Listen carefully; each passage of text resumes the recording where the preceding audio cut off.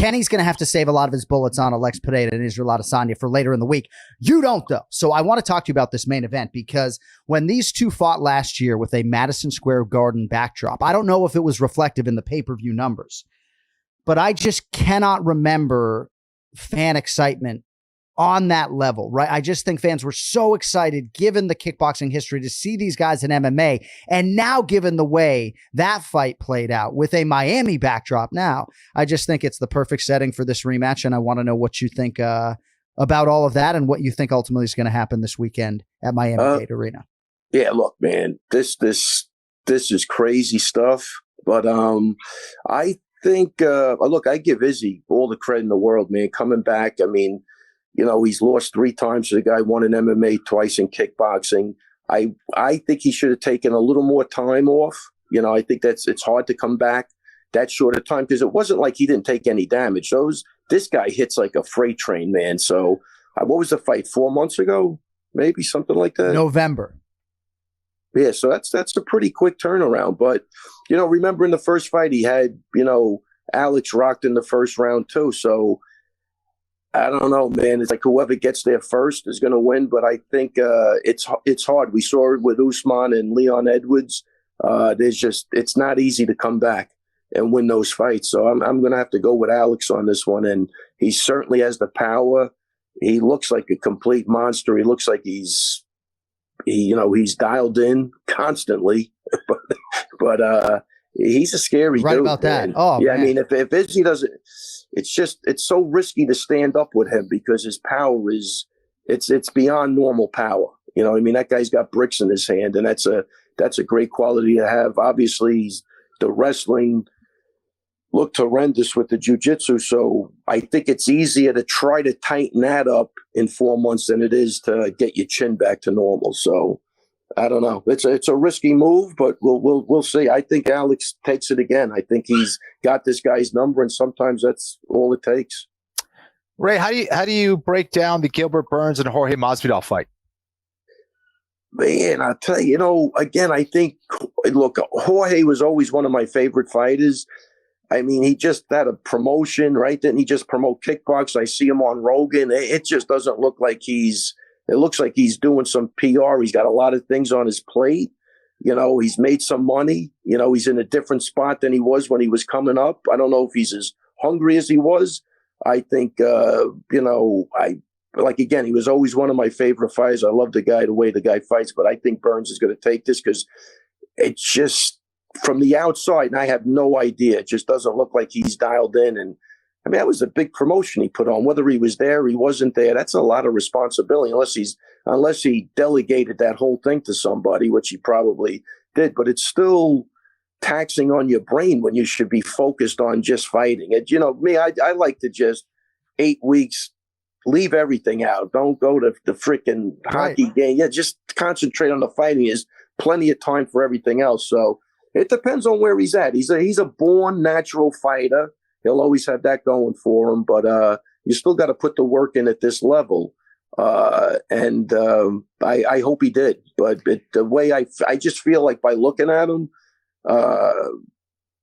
you know, he's got the court case with Kobe, right? Is that still a thing? Or yes. That old, you know, there's a million things going on, man. You can't have your brain in 15 different places. So, not for a technical reason, but for that reason, I'm going to pick Burns on that fight. And it's interesting to hear you inject that into the conversation, because I think Jorge will be dismissive of that when we talk about that in the fighter meeting. But you're right. It's energy expenditure. Even doing a social media post for Game Bred Boxing, Kenny and I can attest to this. If you don't get it on the first take, right, all of a sudden you're 5 takes in. You know, it's brought to you by DraftKings Sportsbook, and you're bleeding out your lungs and everything else. You know, it's a difficult thing to manage your energy during fight week, never mind over those 8 weeks. Now, he lives somewhat of a rock star lifestyle, and seemingly in South Florida, everybody wants a piece of him all the time. So perhaps he's more conditioned to that than your average UFC athlete. But I think you're wise to sort of bring that into your handicap, you know?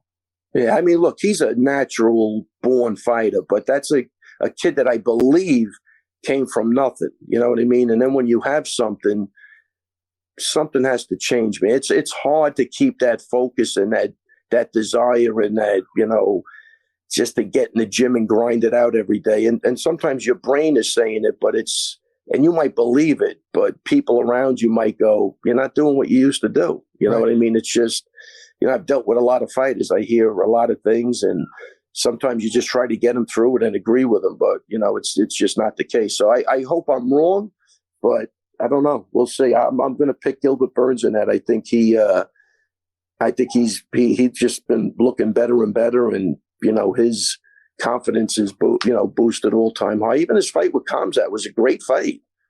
He wasn't supposed to even be in that fight. You know what I mean? That was a great fight. So I think he takes a lot of that and moves forward, and I think he's catching Jorge at the right time. They're both dogs. I mean, if ever you were going to get a desperate, urgent type effort out of Jorge Masvidal, you got to think that it's going to be now against Gilbert Burns, given all that potentially could be at stake. We'll see. Wait, what are the odds on that fight, John? You wouldn't even believe it. I mean, I've never been so wrong in terms of my projection on a fight in my life. I thought Gilbert would be minus 220, I think. He's almost minus 500. Now, wow. 52% of the handle right now on DraftKings Sportsbook has been on Jorge Masvidal, 48% of the money coming in on Gilbert Durinho Burns. But we've seen steady movement. People are still playing Gilbert in parlays or otherwise at a massive price, minus 490 right now. Wow. That's crazy. I mean, maybe they know something we just talked about. Something's up. That's a huge spread, man.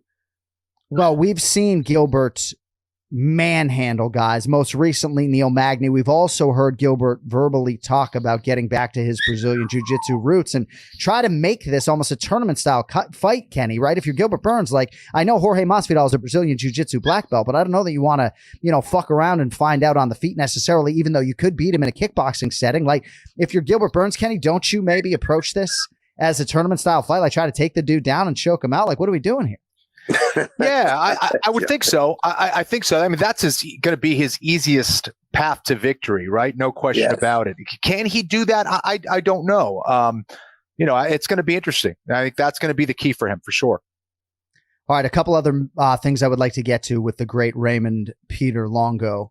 Rob Font, Adrian Yanez, a huge bantamweight fight, feature bout on pay-per-view coming up in Miami, and one that I know you got the number 1 and number 2 guys in the division, so sorry to talk about these guys ranked below you, but I know you guys at least have some history with Adrian Yanez, I believe, in Garden City, New York. Yeah, so 100%. Great kid. I pick Yanez to win that fight.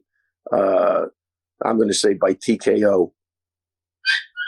Is that all you have for us on that before I give you the betting line? What is the betting line on that one? Would you like to get predictive for us? Who do you think's the betting favorite? Yanez has to be the betting favorite. Yeah, man. Adrian Yanez is the betting favorite. Hasn't lost in the UFC. He's minus 180. $180, pay $100. That's not bad. That's a good bet.